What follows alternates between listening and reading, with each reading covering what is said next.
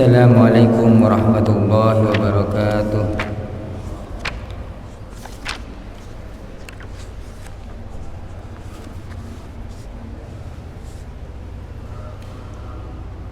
Bismillahirrahmanirrahim. Alhamdulillahirabbil alamin. Wassalatu wassalamu ala sayyidil mursalin wa ala alihi wa sahbihi ajma'in, amma ba'du. Nawaitu ta'alluma wa ta'lim wa nafa wal intifa wa ta'addu'atka wal ifadal istifadah wal salata masu bi kitabillah wa sunnati rasulih wa du'a lal huda wa dalal wajhillahi wa maghfirah subhanahu wa ta'ala.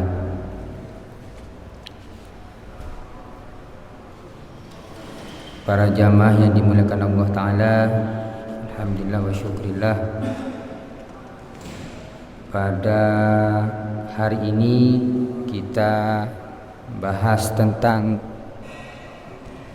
bab sholat. Bab sholat, jadi kitab sholat. Sholat secara bahasa lugatan ad-du'a bi khairin. Sholat secara bahasa adalah doa kebaikan. Wa syar'an, sholat secara syara adalah aqwalun wa af'alun muftatahatun bitakbir, muhtatamatun bitaslim ghaliban. Sholat secara syara adalah merupakan akwal, perkataan, wa af'alun, gerakan, pekerjaan, yang mana hal itu dimulai dengan dibuka dengan takbir dan ditutup diakhiri dengan salam. Itu sholat. Ini definisi secara bahasa dan secara syariat. Kalau ada orang mengatakan saya doa atau sholat tapi tidak ada gerakannya, baca seperti Fatihah, surat, tetapi tidak ada gerakannya, i'tidal, sujud, maka itu bukan dinamakan sholat juga. Sama halnya juga ada orang mengatakan cukup ingat kepada Allah Ta'ala, itu sudah dinamakan sholat, itu bukan dinamakan sholat juga. Ini sholat itu memang adalah akwal wa af'al. Akwal perkataan, yaitu seperti Fatihah, rukun, tasyahud, rukun-rukunnya, seperti biasanya kita sholat ya iftitah, Fatihah, kemudian surat, bacaan doa, sujud, i'tidal dan seterusnya. Af'al ya gerakan ini, gerakan sujud, i'tidal dan seterusnya. Nah, ini mulai dengan ini. Kemudian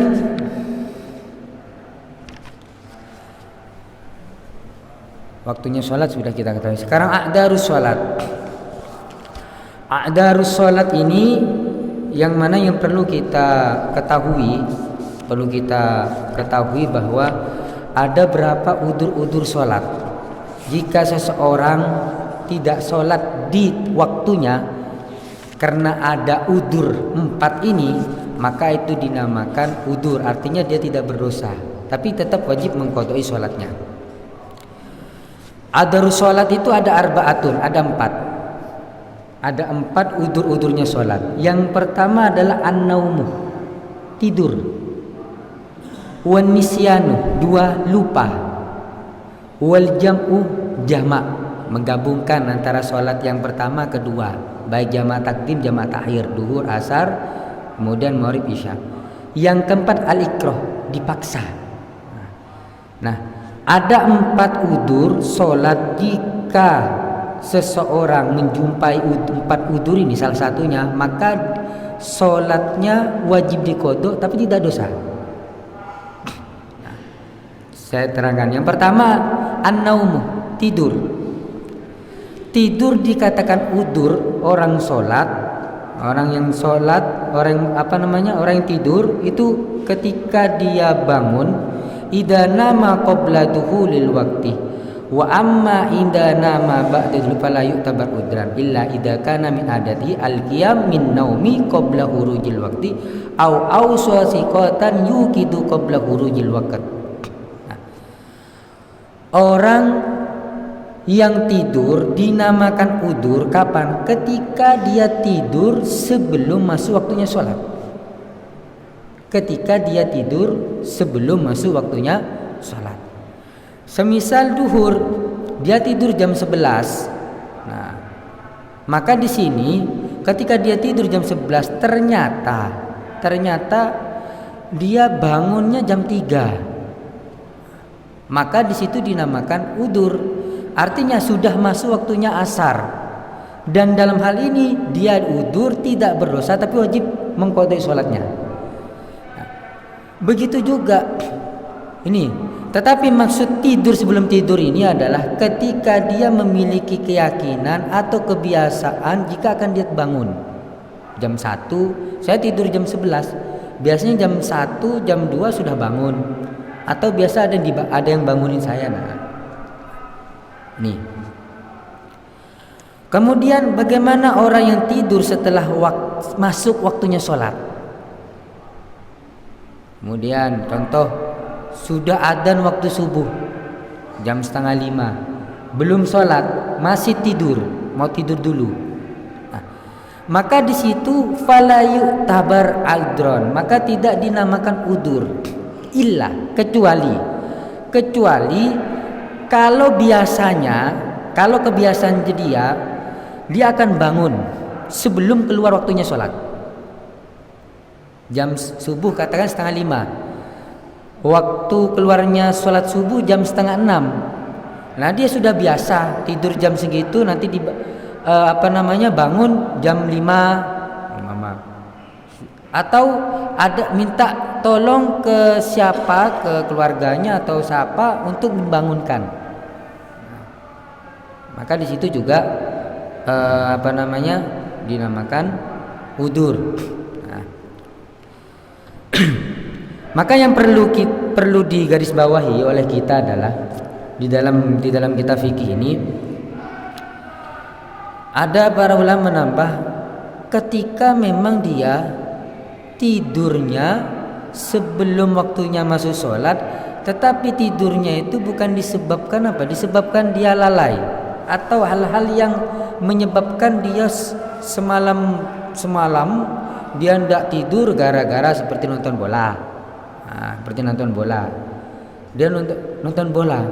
Jam berapa nonton bola? Liga Champions umpama jam 2 sampai selesai 3:30, jam 4 subuh. Nah, tidur sudah semalam, dia dipastikan sudah semalam ngantuk, begadang, nonton bola, dia tidur meskipun tidurnya sebelum masuk waktunya subuh. Maka di sini ada itu bukan dinamakan udur.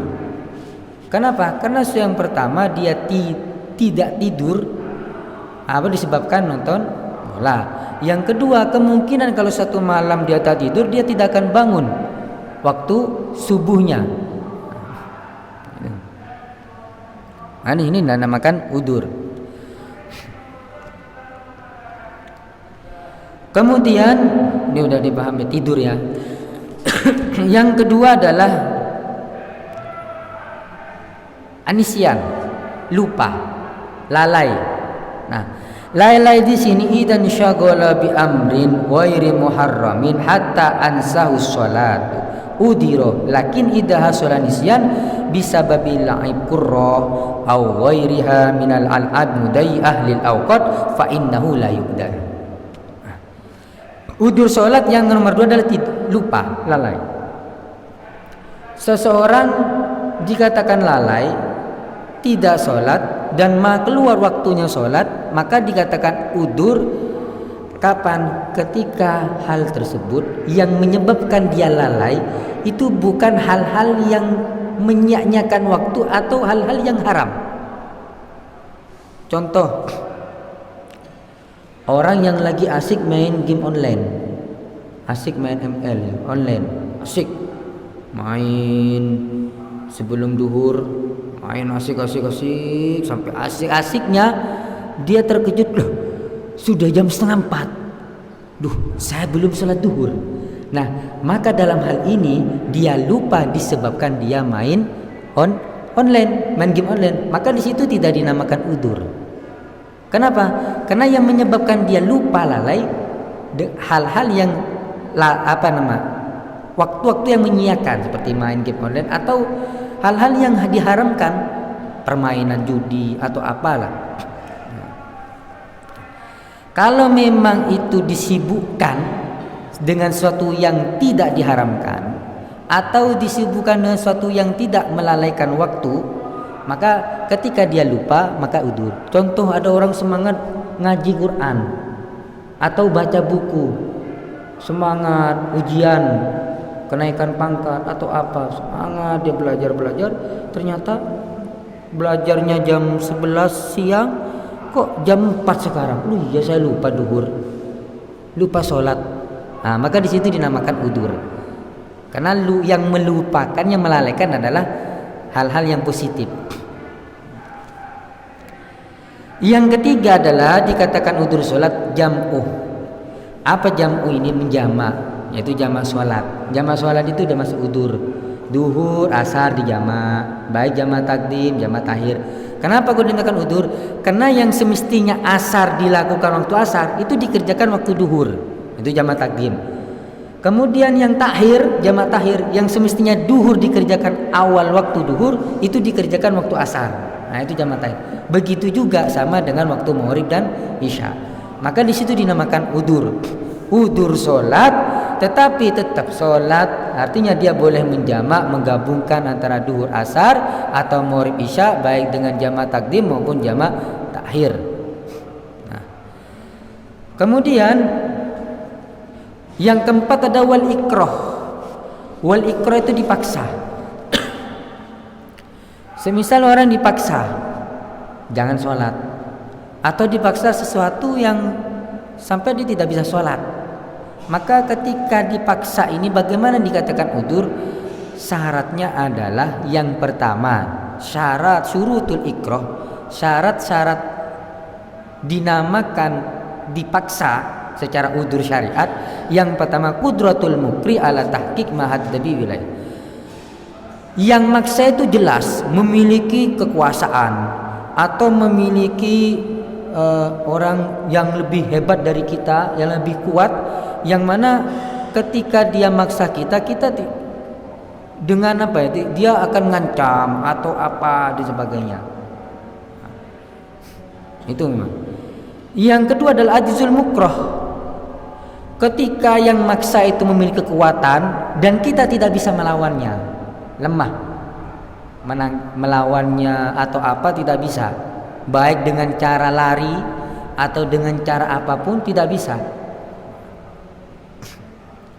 Kemudian yang nomor tiga adalah yang dipaksa itu ngerti atau punya prasangka kalau ketika saya melawan atau saya tidak mengiyakan perintah orang yang maksa saya akan berdampak buruk kepada diri saya. Nah. Yang keempat, alla takun hunaka qaritu ikhtiar. Yang keempat, memang tidak ada pilihan lain. Tidak ada pilihan qarinah pilihan yang bisa saya tidak sholat ini. Ayo, diancam, dia kuat, saya tidak bisa melawan, tidak bisa lari, ada ancamannya serius. Dia maksanya bukan untuk meninggalkan sholat, tapi dia bisa milih. Oke, saya mau sholat dulu, Paman. Tidak apa-apa, setelah itu saya disuruh apa, tapi saya mau sholat dulu. Tapi bisa nih. Nah, itu tidak harus wajib dia sholat. Tetapi kalau dia tidak bisa memilih untuk sholat, tidak boleh sholat dan seterusnya, dan tidak ada kekuatan untuk melawan dan seterusnya, dan jelas ancaman itu nyata, maka di situ boleh dia untuk meninggalkan sholat, dulu sholat. Tapi kalau yang maksa itu tidak kuat, lemah masih kuatan kita, terus kita ikut iya saja, masih nurut, nah itu tidak masuk syaratnya orang yang dipaksa. Nah, kesimpulannya udzur sholat itu ada 4: tidur, lupa, jamak, dan dipaksa. Bila ada orang yang menjumpai udzur ini, salah satunya maka ketika dia tidak sholat di waktunya, maka dia tidak berdosa, tetapi wajib mengqadai sholat. Semisal ketika seorang itu tidur setelah masuk waktunya sholat dan dia ada keyakinan dia tidak akan bangun, maka di situ dia wajib mengqadai sholat dan berdosa. Itu bedanya.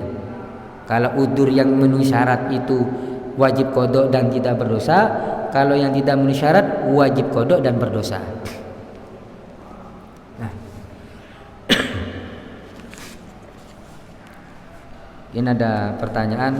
Kalau ada pertanyaan, saya ingin menjelaskan pertanyaan yang kemarin masalah ghibah dari Pak Haris, karena belum lengkap.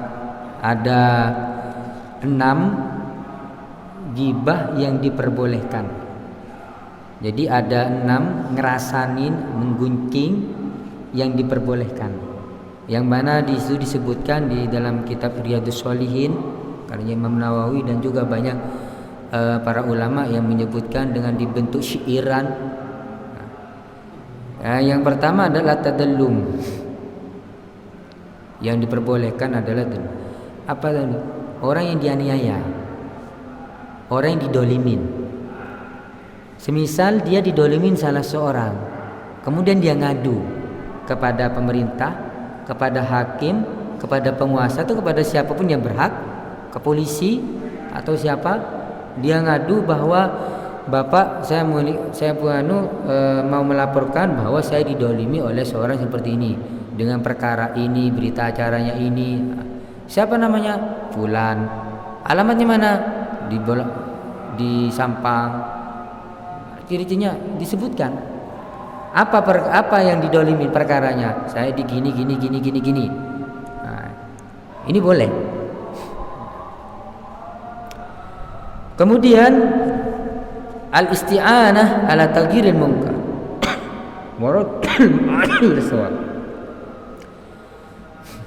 Membantu atau menolong agar orang tersebut yang dalam kemungkaran, kemaksiatan itu ditolong berubah, atau orang yang maksiat itu menjadi benar. Kemarin itu al-isti'anah la taghyiril munkar wa radil asil. Jadi contohnya di sini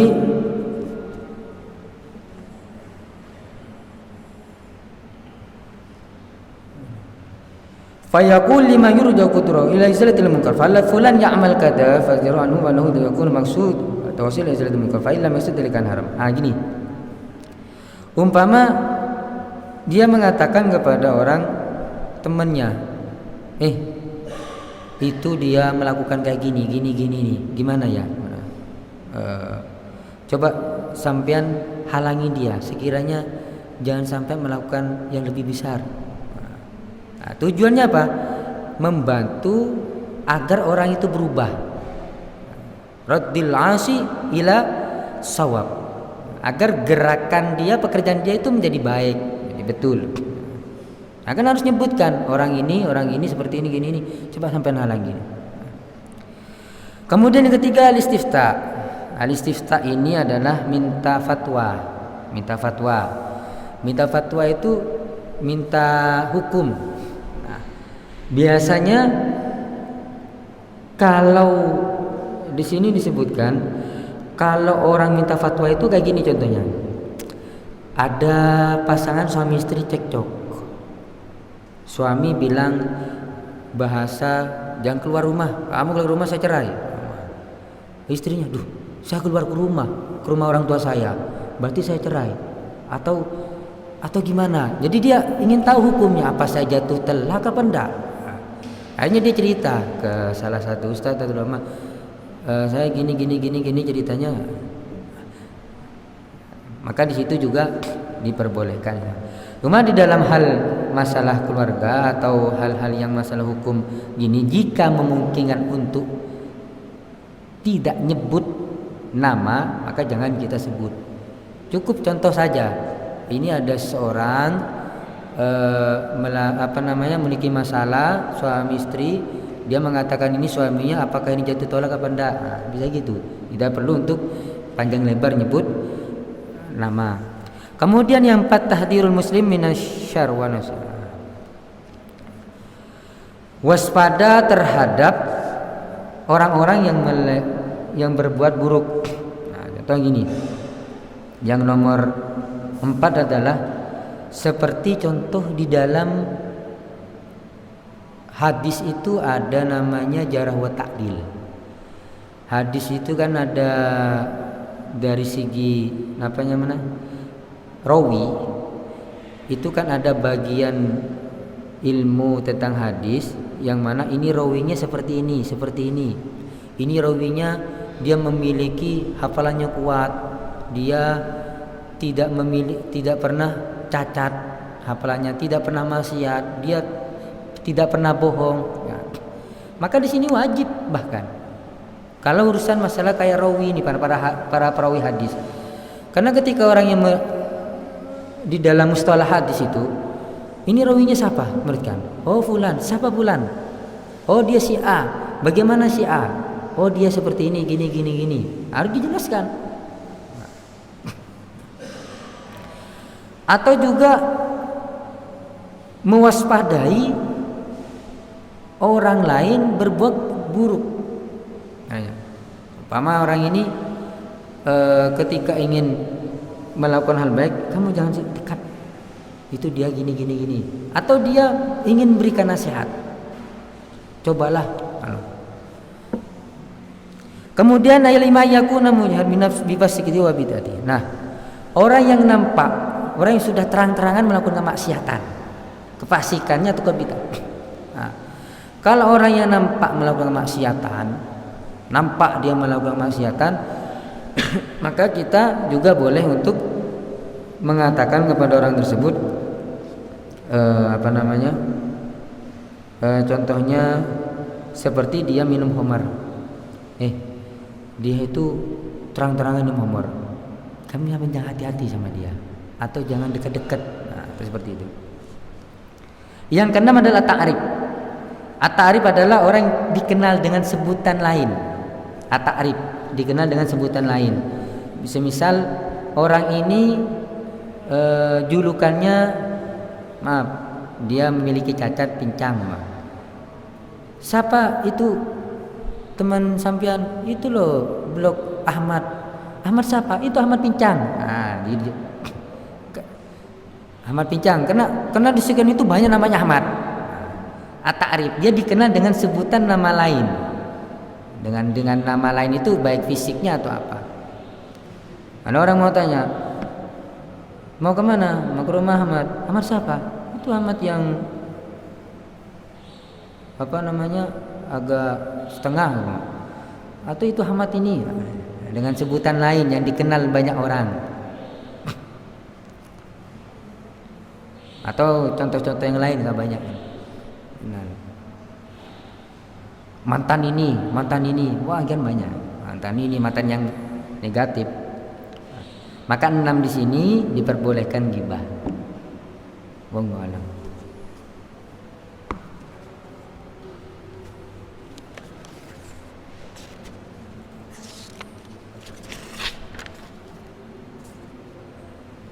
Barangkali ada yang mana?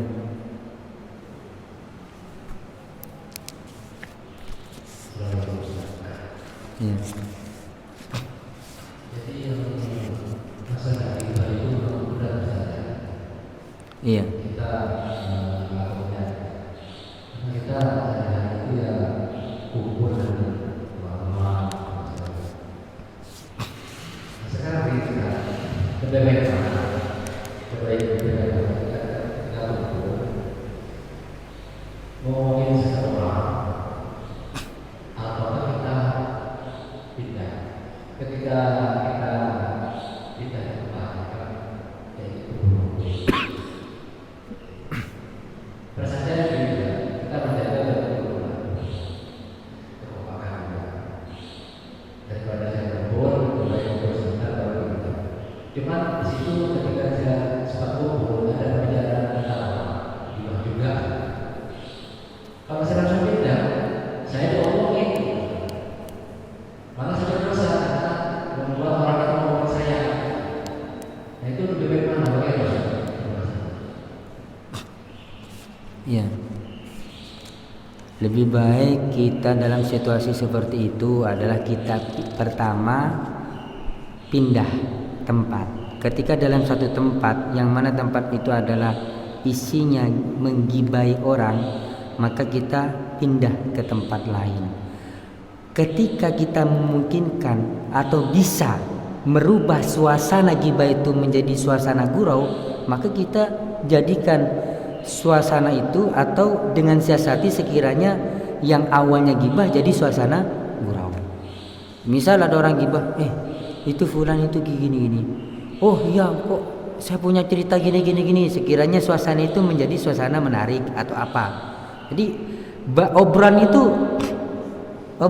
yang awalnya gibah, sekiranya kita bisa rubah materi gibah menjadi materi gurau, nah itu lebih baik. Tidak perlu kita pindah. Kalau memang tetap udah dirubah materi kok ngulang kembali dari awal lagi umpama, udah pindah saja.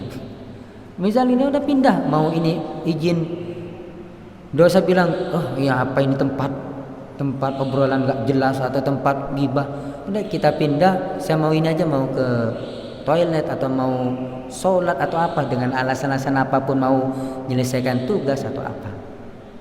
Tidak usah kita menandakan bahwa kita ndak enak atau apalah. Cukup kalau memang tidak bisa, mungkin kita pindah dengan alasan apapun, itu tidak masalah. Meskipun kenyataan kita ndak ke toilet atau apa. Perkara mereka ngerasain kan kita ndak tahu. Alhamdulillah kita dirasain orang. Bukan menjadi sebab kita dosa, karena memang mereka sudah kita tidak ada tampak benci ke tempat itu, tidak ada tampak, cuma ternyata kita diobrol ya termasuk alhamdulillah wa syukurillah, karena ada transferan dengan kebaikan. Maka di situ ketika kita menjumpai tempat tersebut, ketika kita menjumpai tempat kayak gitu, maka kita tidak masuk tergolong orang yang menggibahin. Maka kita dianjurkan untuk baca surat Al-Ikhlas, wal Ma'udataini, Al-Ikhlas, Qul huwallahu ahad, Al-Falaq, An-Nas. Itu adalah satu kitab namanya kitab Ta'thirul Anfas. Ketika kita dalam satu tempat majlis, di sana ternyata tempat yang ngerasain orang dan kita di dalamnya, otomatis kan kita mendengarkan juga, maka di situ kita ketika tidak sengaja menjumpai tempat itu, kita baca ini surat Al-Ikhlas, Ma'udataini, kemudian kita keluar, maka kita tidak termasuk orang yang ikut serta menggibahi, dan dosa-dosa kita diampuni. Tapi kalau memang sengaja, meskipun kita baca itu tetap, ini ketika tidak ketika memang tidak ada niatan untuk menggibahi. Itu saja yang menurut saya, dengan cara pertama cara merubah suasana yang awalnya gibah sampai ubah jadi materi apa atau asik atau apalah. Kalau tidak mungkin, kita pindah aja tempat. Dan kita dapat baca istighfar, kemudian surat Al-Ikhlas wal Ma'udataini.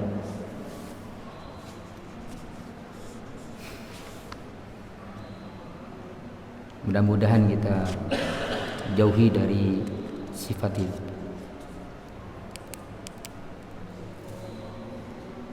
Memang sulit ya, lemak can maturan. Orang daging kan daging mentah, Allah Ta'ala kan sudah menggambarkan gibah itu seperti memakan daging saudara mentah. Jadi kan daging kan lemak. Lemak.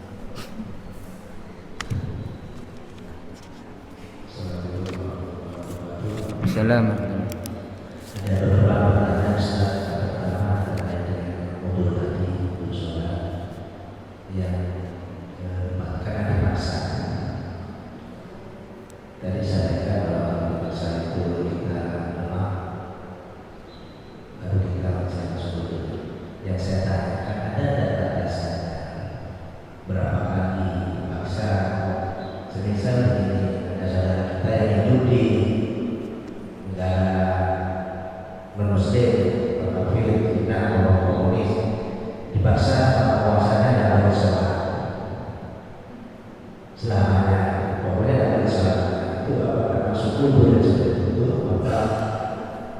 seorang ini harus memberontak karena ada perintah seperti itu kepada dari penguasa.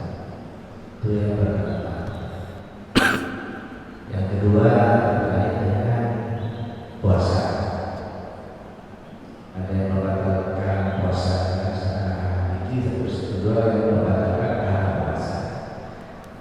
Bagaimana orang yang batal puasanya atau batal karena puasanya itu dengan ibadah-ibadah yang lain di bulan Ramadan? Apa dia masih dapat tentang bulan Ramadan? Misalnya ngajinya, sholat sunnah yang lain, seperti apa? Apa masih dapat? Apa dan apa yang terkait bulan-bulan biasa? Yang kedua, yang ketiga terkait dengan itikaf. Itikaf ini kan jadi masjid. Semisal seperti saya ada orang tinggalan saya lupa dan ketika saya pulang, tapi saya apa itikaf saya itu batal. Sekaligus yang merupakan masalah ibadah secara sholat berjamaah, duduk di masjid, kemudian saya sholat masalah itu apa benar? Amalan itu. Ketika saya ke rumah, atau ada batasan jauh yang kita melakukan masjid itu sekarang. Terima kasih. Assalamualaikum warahmatullahi wabarakatuh. Waalaikumsalam warahmatullahi wabarakatuh. Ada 3 pertanyaan masalah udur ya. Udur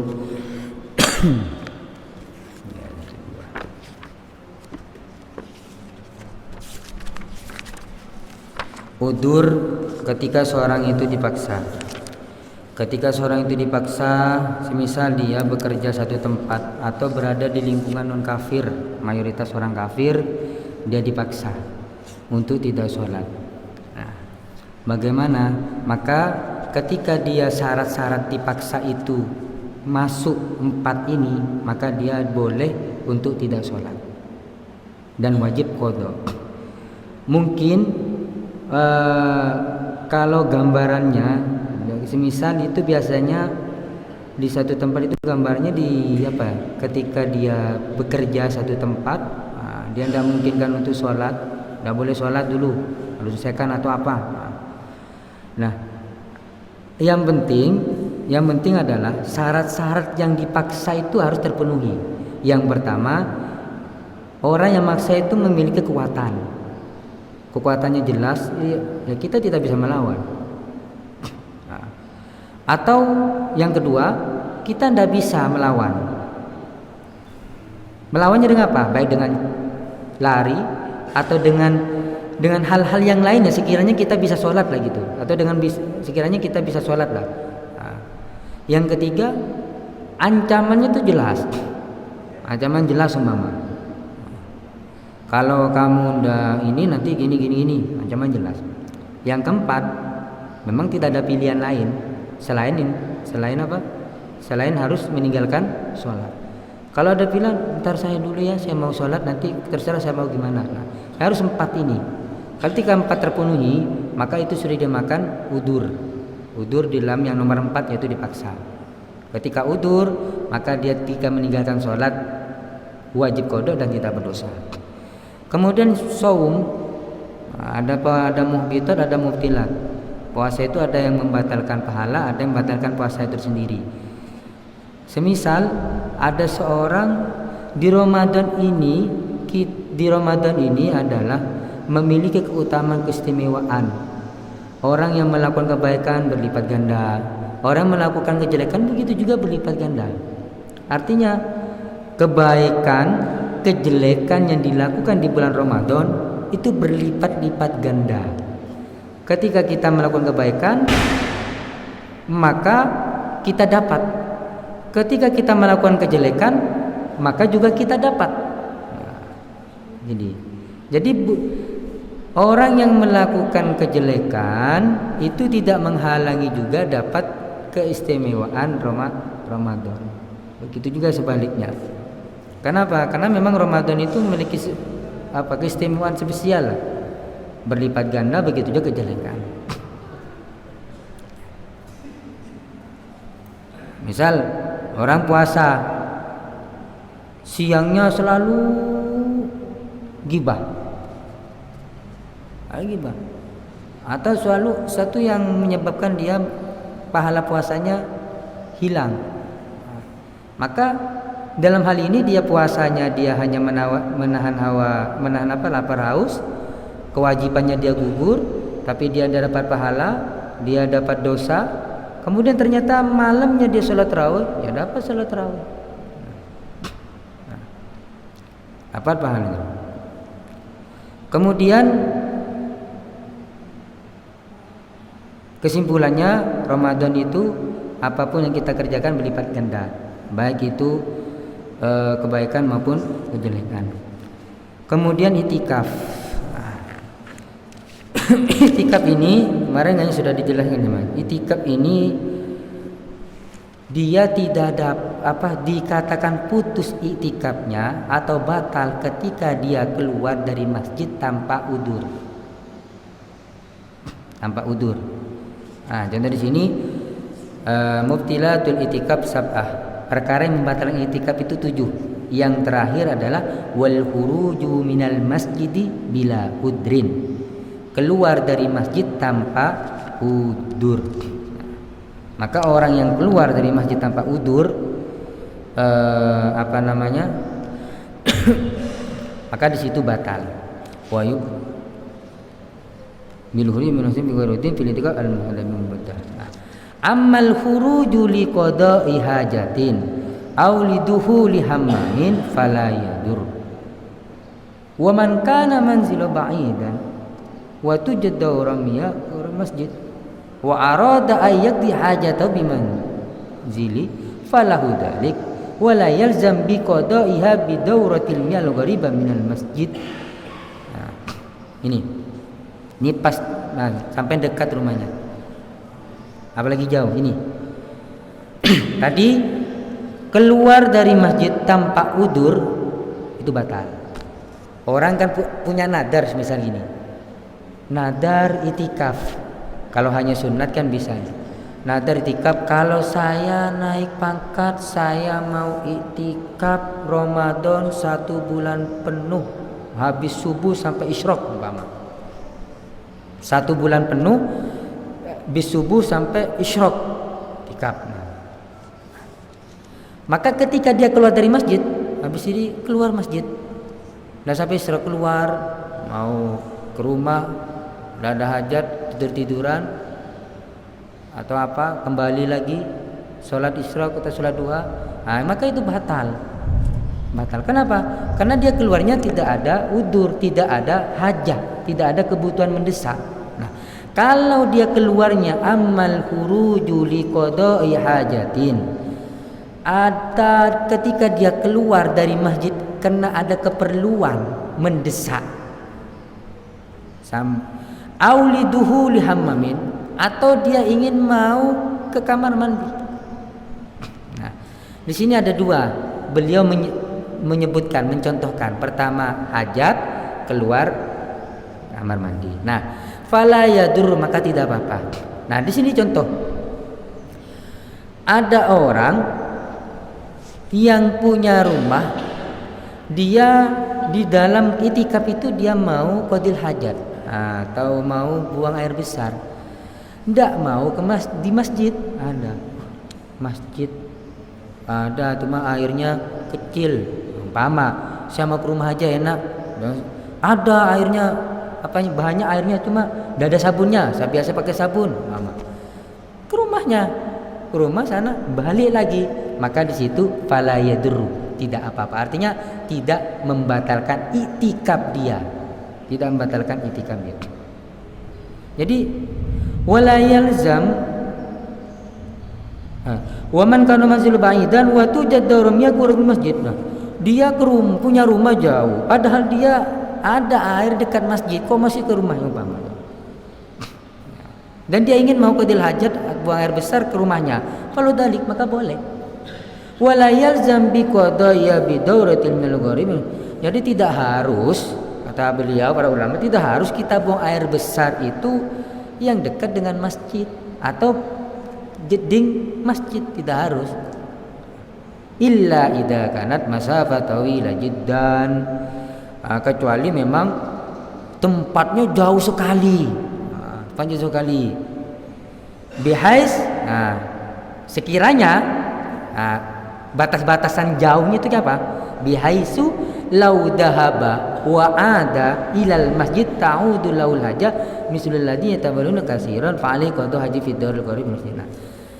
Semisal ketika dia kan tadi dijelaskan tidak harus kita qadil hajat di dekat masjid, bisa jauh. Yang penting apa? Tidak terlalu sampai jaraknya jauh banget. Sekiranya apa? Ketika dia ke sana kemudian balik lagi ke masjid dan terus memiliki ngulang-ngulangin terus. Apa contohnya orang yang beser, kencingan terus, ada minum banyak, kan abid di jalan. Nah, maka harus dia qadil hajatnya untuk di tempat itu. Atau dalam artian ambil yang yang dekat atau yang sekiranya tidak terlalu lama di dalam perjalanan. Nah, ini jauh tadi rumahnya. Sekarang sampai yang dekat. Amma man kana manzilahu qoriban falahu dhihab wala yaljam bil jari.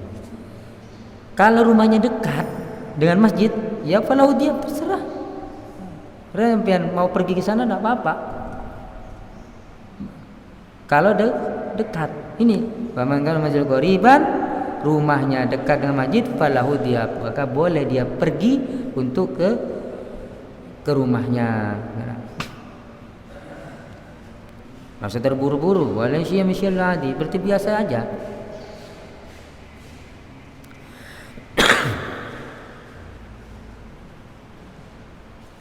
Nah, kemudian masalah kan ya, sholat 2 rakaat itu ya, isyraq. Kalau tidak berarti amalan ada subuh sampai berarti juga tidak ada. Karena tidak pergi dari asli. Iya. Jadi gini, satu hadis itu kan man shalla subha fi masjidin wa qa'ada wa jalasa wa yadhkurullah hatta tatul syams ka haji umrah tama. Dalam satu riwayat dijelaskan bukan fi masjidin, fi musalla. Artinya tidak harus masjid. Orang yang sholat subuh berjamaah di satu tempat sholat, tidak harus dalam satu masjid. Kemudian dia duduk zikir sampai terbitnya matahari, sholat 2 rakaat. Kemudian maka dikatakan haji dan umroh. 2 rakaat ini ulama berbeda pendapat. Ada yang mengatakan itu sholat isyraq, ada yang memang sholat duha. Kemudian man sholat subuh fi jamatin fi musalla. Nah, kemarin itu ada berapa? Jadi fi musalla atau fi masjidin ya. Orang sholat isyraq itu kemarin bukan di sini. Ada yang tanya, Ustaz, apakah benar sholat isyraq itu bagi orang di masjid saja? Sholat isyraq itu bagi di masjid saja? Karena saya ada, apa benar? Enggak. Dijawab sama tamu, enggak harus sholat isyraq itu harus di masjid. Yang dikatakan haji dan umroh itu pahalanya. Karena di situ riwayatnya fi musalla atau di masjidin. Jadi tidak harus di masjid. Nah, kembali itu maka di sini ulama menjelaskan fi tempat duduk dia. Tempat duduk dia. Jadi di tempat dia duduk sholat, nah itu ada yang menafsiri di tempat yang tempat dia sholat. Ada yang menafsiri bukan itu, satu buk'ah, satu apa namanya itu istilahnya. Kalau masjid kita sholat di sini, bukan harus di sini. Tafsiran ulama yang pertama harus tempat yang dia duduk. Ada enggak, tidak harus, karena masjid kan harus satu lingkup ini. Jadi dia mau pindah per tempat, ke belakang, ke mana dan seterusnya, itu boleh, asalkan masih dalam dzikir kepada Allah Ta'ala. Dzikir dalam Ta'ala baik dzikir, istighfar, sholawat, baca Quran, majlis ilmu.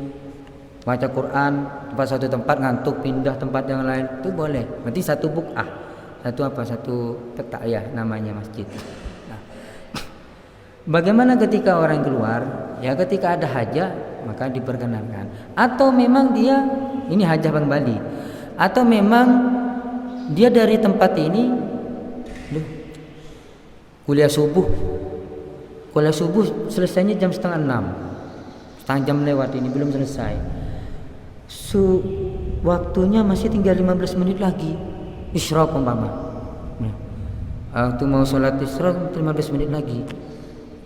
Aja wis ke rumah, sholat di rumah.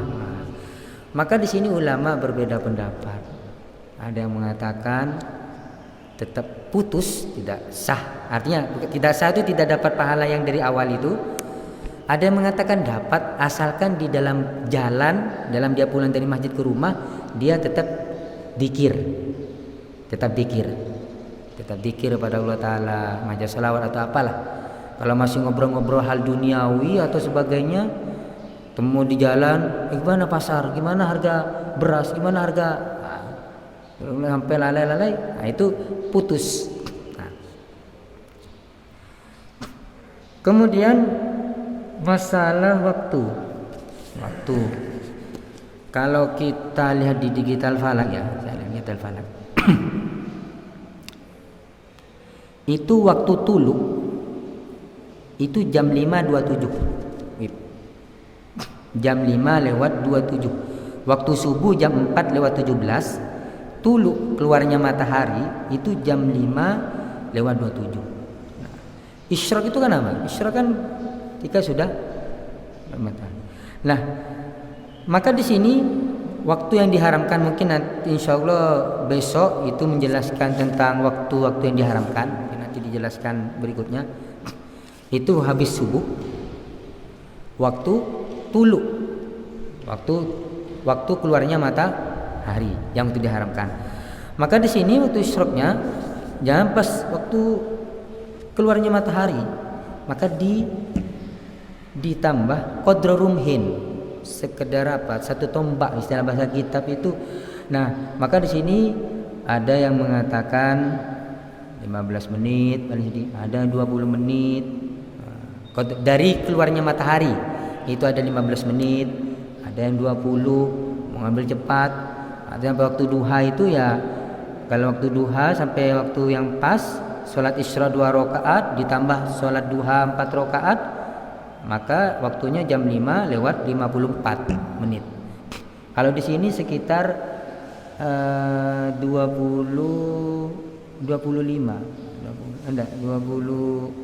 menitan. Menit dari waktu keluarnya matahari. Ini sudah masuk teman. Jadi kan tidak boleh sholat setelah subuh.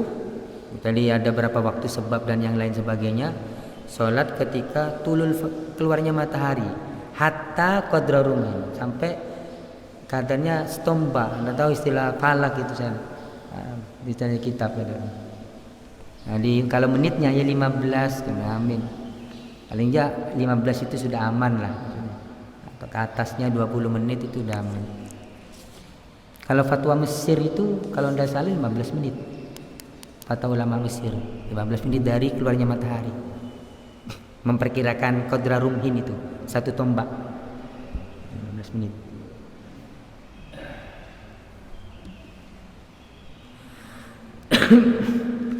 Nah ini saja. Berarti karena seperti saya putus itikafnya berarti tidak kembali ke masjid, tidak disunahkan ya kita masjid. Iya, karena tidak putus dari disunahkan. Kalau putus, maka dia sholat lagi. Kalau itu sholat, kalau itikafnya itu wajib, maksudnya dia nadar, maka harus ngulang lagi. Ini. Kalau ndak bukan nadar ndak masalah, mau keluar kemana atau apa ndak masalah, bisa sholat lagi. Tapi kalau itu nadar, yang mana itu nadar itu menjadi wajib dan dibatasi, kalau ketika bukan karena hajat maka putus, maka dia harus ngulangi lagi. Kalau sholat isra batasannya sampai jam berapa? Isyraq itu setelah keluarnya matahari ya ambil paling rendah seperti fatwa Masih 15 menit. 15 menit.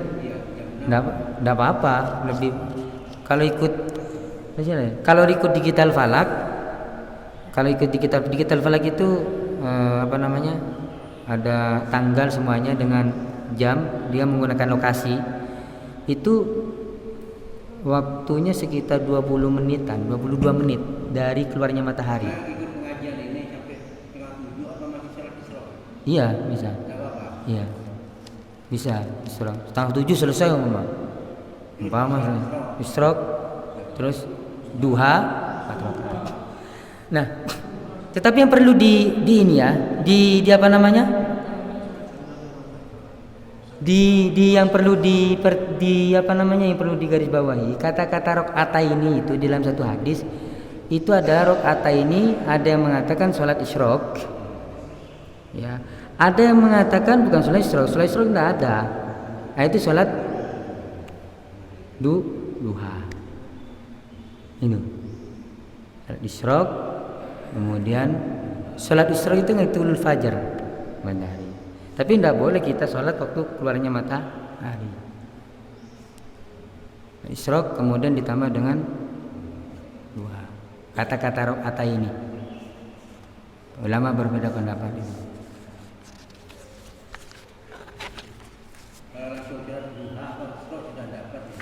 Sholat duha langsung juga dapat. Masih 2 rakaat yang ditanyakan dapat pahala haji umrah itu kan? Iya. Asal langsung sholat duha itu sudah dapat. Iya. Gimana? Kalau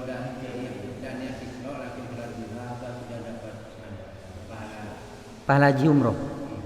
Tidak sholat isra langsung sholat duha. Apakah dapat pahala haji umroh? Iya, dapat juga.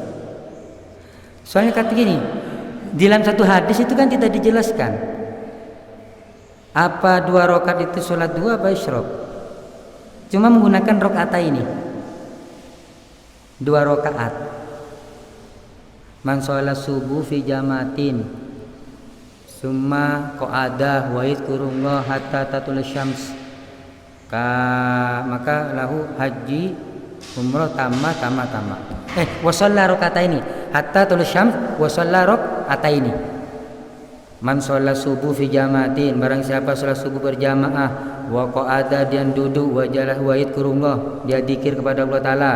Zikir kepada Allah Taala bisa masuk baca Quran, istighfar, sholawat, majlis zikir, majlis kuliah subuh, hatta ta'lu syams, sampai matahari terbit, wa shalla raka'atain, dan dia sholat 2 rakaat. Nah, 2 rakaat di sini ulama menjelaskan, ada yang mengatakan itu isyraq, ada yang menjelaskan itu duha.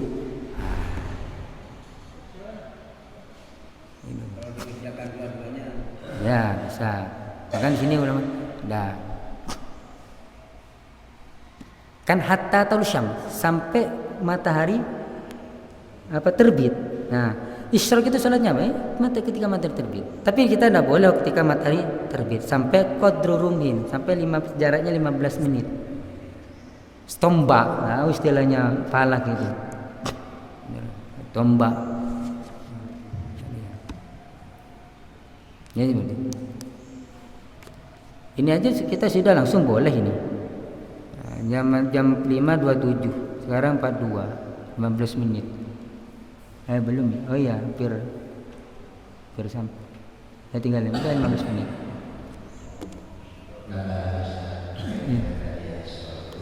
Kalau saya perhatikan teman-teman yang di masjid kita belum saya contoh ketika ya pengajian atau terus ketika sudah dulu dari beberapa teman itu yang sudah masuk itu sepertinya buru-buru ingin sudah sholat. Sepertinya kalau lewat dari situ tidak dapat keutamaan, bahkan misalnya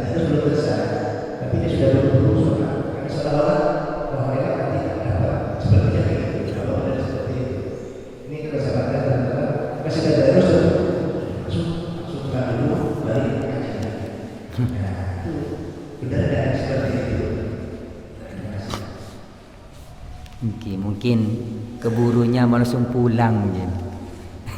Keburunya mau langsung pulang, tadarusnya masih lama, selesai 6:30. Saya punya keperluan, pulang langsung, biar satu masjid langsung pulang.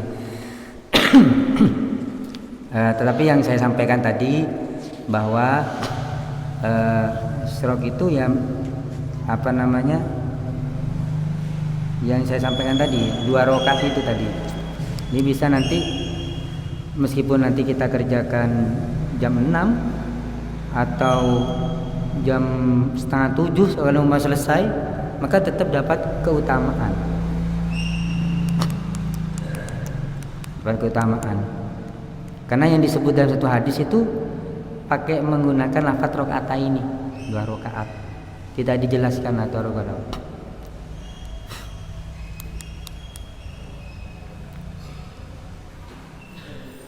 Di Tarim itu, di Darul Mustafa Habib Umar bin Hafid itu hampir setiap hari, apalagi waktu subuh itu sampai 6:30 harusnya baru sholat Tuhan.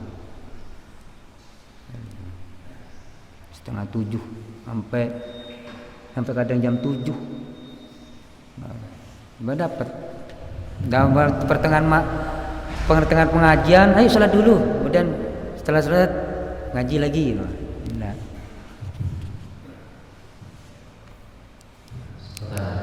Iya. Tentang sholat, dia lebih afdal mana sholat qobliyah itu di rumah apa di masjid? Satu. Yang kedua, kalau kita meninggalkan sholat karena tidur, itu harus qadha. Apakah kalau tidak tidur dan sengaja tidak sholat, maka juga ada qadha? Terus yang kedua, pahalanya itu bagaimana? Apakah sama dengan sholat yang sholat qadha itu? Sholat qadha wajib apa qabliyah ba'di rawatib? Wajib. Terus kalau misalkan sholat yang ditinggalkan sewaktu misalkan saya waktu kecil balik mungkin sering meninggalkan sholat, apakah wajib juga atau bagaimana? Sholat qabliyah, memang sholat sunat itu memang disunatkan lebih utama itu di rumah. Sholat qabliyah atau itu memang lebih utama di rumah. Namanya sholat sunat ya, lebih utama di rumah biar menghindar dari salah satunya menghindar dari pamer dan seterusnya. Memang lebih utamanya. Bukan, tapi jangan menjadi apa ya? Menjadi orang yang sholat sunat di masjid itu dikatakan ini tidak afdol atau tidak. Utamanya memang di rumah. Masalah sholat qadha ketika dia udur, maka sama dia mendapat pahala yang dia dapat. Kalau memang dia sholatnya duhur qadha, kemudian besok dia berhalangan ya, besok ngodoin, dia menyempatkan sholat berjamaah. Dengan jamaahnya gini, ada orang sholat sunat ba'diyah, dia pertama sholat duhur berjamaah adaan, kemudian dia sholat duhur berjamaah dengan kepada orang sholat 2 rakaat ba'diyah, maka dia dikatakan juga berjamaah, dapat pahala. Artinya apa yang dia lakukan sholat meskipun qadhaan itu tetap dapat pahala sesuai dengan hitungannya lah sholatnya. Apa dia menggunakan siwak? Baik, orang yang sholat tidak pakai siwak, maka ia dapat pahala siwak. Begitu juga orang yang sholat qadha pakai siwak, ya dapat pahala siwak juga. Maka ini bisa dipisah ya. Terus masalah wajib mengqadai sholat yang pernah kita tidak kerjakan, maka ulama mengatakan Apa yang kita ingat? Berapa hari? Dulu saya melewat makan terutama subuh. Apa ingat? Ya itu kita kodoi. Seingat kita ya itu kita kodoi. Ini mengkodoi sholat yang kita tinggal, itu kita wajib untuk mengkodoi apa yang kita ingat. Kalau nggak ingat, apa kalau setiap hari kita kodok nggak apa-apa? Boleh, ada waktunya. Enggak, kalau kodok itu tidak ini. Kodok itu ada fauron, ada ini. Ada yang harus segera mungkin, ada yang tidak. Mengkodok sholat. Ketika dia itu tidak sholat karena tidak udur, maka wajib segera mungkin untuk melunasinya. Nah, ya, segera mungkin mengkodoi ya segera mungkin. Kalau memang dia sholat itu kena ada udur, seperti yang saya sampaikan tadi 4 ini, maka sunat untuk dicepat.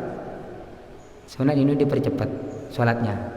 Semisal subuh kodok, bangun jam 9, tak bajang subuh, langsung kodok sholat subuh. Nggak usah nunggu besok, nggak usah nunggu nanti. Kalau udur itu sunat segera mungkin. Kalau tidak udur wajib segera mungkin. Kalau umpama ada udur, engkau dikipajeng nanti aja wis. Nanti waktu subuh nanti, itu enggak apa-apa. Kalau udur meninggalkannya karena udur. Kemudian apa tadi? Ini kodok ya. Nah, yang kita ingat berapa itu yang kita kodokin. Berapa yang sampai yakin itu? Lah ini saya diingatin ya berapa seplong ateh. Kalau waktunya? Lah waktunya itu tidak harus waktu duhur, waktu asar enggak. Karena itu sudah kodok. Kalau sholat subuh di waktu duhur. Iya. Istilahnya kodok subuh, tak apa. Waktunya apa? Enggak, tidak harus ngodok duhur, waktu duhur enggak harus. Waktu subuh ngodok, waktu subuh enggak harus. Meskipun subuh waktu di isya, kodok isya. Iya. Iya. Tetapi gini, yang perlu diperhatikan, ketika orang meninggalkan sholat tanpa udur, maka harus segera mungkin dilunasin. Artinya tidak usah nunggu subuh besok, enggak. Segera dilunasin. Ingat udah langsung. Kalau yang masih dibatasi waktu, nanti ketika ada udur, nanti aja sholat subuh nanti aja, nah itu enggak apa-apa. Tapi sunat disegera mungkin untuk melunasi. Kalau kodoknya sholatnya ada udur. Jadi kalau meninggalkan sholat ada udur, disunatkan untuk segera mungkin. Kalau meninggalkan sholat tanpa udur, harus melunasi segera mungkin. Nah, sampai-sampian kan masa-masa ada orang masa-masa mudanya berantakan lah, obat. Ya saya ingatnya berapa? Indah. Setelah itu jika ingat saat plongate yakin, setelah itu kita pasrah kepada Allah Ta'ala.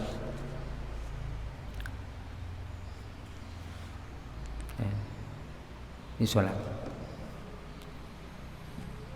Udah ya.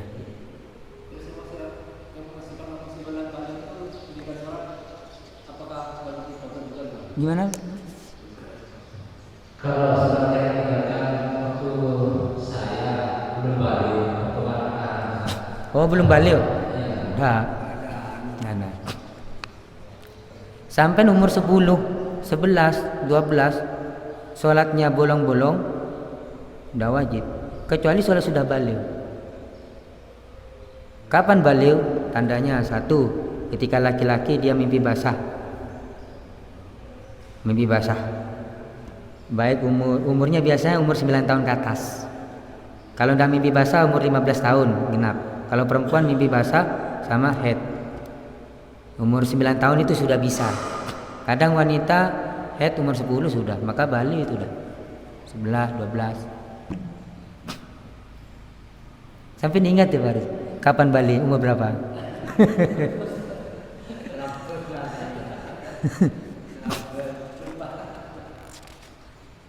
Karena kan manusia itu ada namanya sobi, mumayyiz, baligh. Karena dalam kitab ini sobi, anak-anak kecil itu yang umur 2, mumayyiz itu yang umur 7 tahun, 8 tahun, itu dia akan mumayyiz. Mumayyiz itu dia sah sholatnya, wudhunya, ya apa namanya, mumayyiz itu yang bisa membedakan antara yang baik, buruk, bisa makan sendiri, ngerti, bisa kencing sendiri, itu mumayyiz. Tamyiz, hal ini dia orang tua wajib untuk merintahkan sholat dulu umur 7 tahun. Mumayyiz beranjak ke baligh. Balighnya tergantung kapan dia mimpi basah atau keluar darah haid. Kalau tidak keluar darah haid mimpi basah, maka umur 15 tahun, genap 15 tahun, baru dia sudah dikatakan baligh. Faris dengan apa balighnya? Genap 15 tahun apa?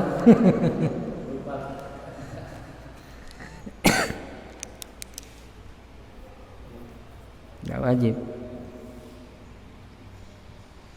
Itu sebelum balik ya.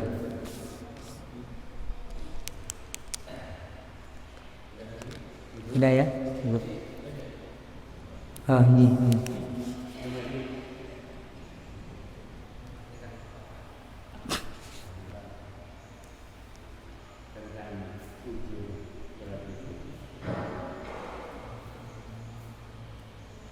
Kebetulan seseorang itu di tengah perjalanan membacakan kepada rokaat kedua, dia sakit secara mendadak, umpamanya seperti pusing, ketika bergerak dan pusing, tidak bisa. Apakah hal tersebut masuk di pertengahan sholat dia sakit mendadak, pusing apa? Itu ya. Di pertengahan sholat dia mendadak pusing, maka bagaimana sholatnya? Maka kalau dia tidak bisa berdiri, ya langsung duduk. Lanjutkan sholatnya. Kalau hanya pusing atau apa kan ya? Kan tapi itu ya. Rakaat sholat subuh. Setelah rakaat pertama berdiri kok pusing. Tidak bisa, dia memungkinkan untuk terus sholatnya bagi dalam keadaan apapun, maksudnya dia bisa duduk kan, bisa berdiri, dari duduk kan maksudnya pusing, maka seketika itu langsung duduk sholat, lanjut sholatnya. Itu ya berarti. Artinya walaupun duduk dalam posisi pusing tidak bisa melanjutkan istilahnya. Berarti dia batal gitu ya.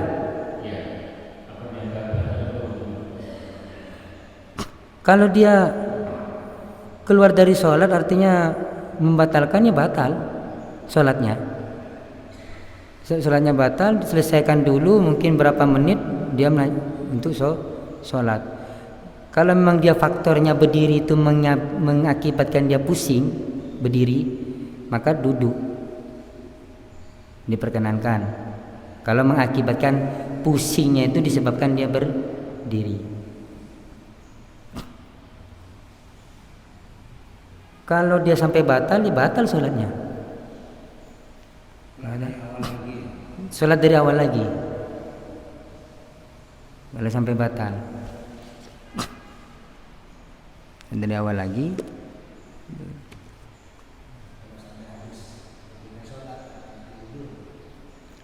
Kalau sampai waktunya sholat karena sakit, kalau memang sudah sampai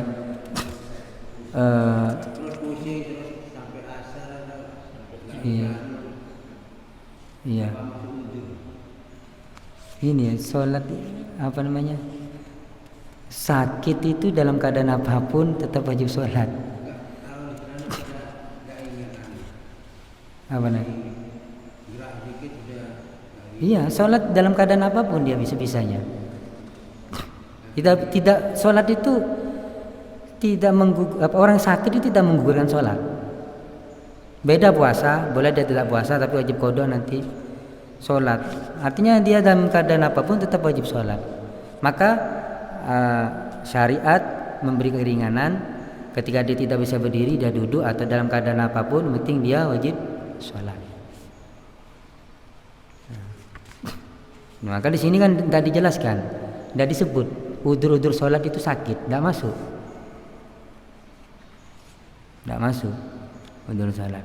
Oh saya sakit, kan tidur tadi sakit sampai tidur, pas waktu lanjut sholat. Nah itu bukan karena sakitnya, tapi karena dia tidur.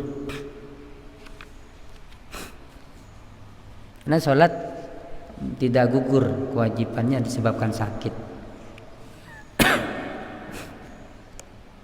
Maka sarannya ketika dia dalam hal ini dia sudah batal, bisa rehat sebentar, ada waktu, kemudian mau minum dulu atau apa, berdiri tetap pusing, duduk sholat.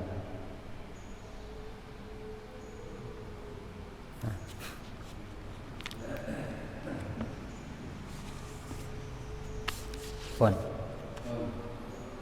Wallahu a'lam bishawab. Cukup ya? Wallahu a'lam bishawab. Al-Fatihah.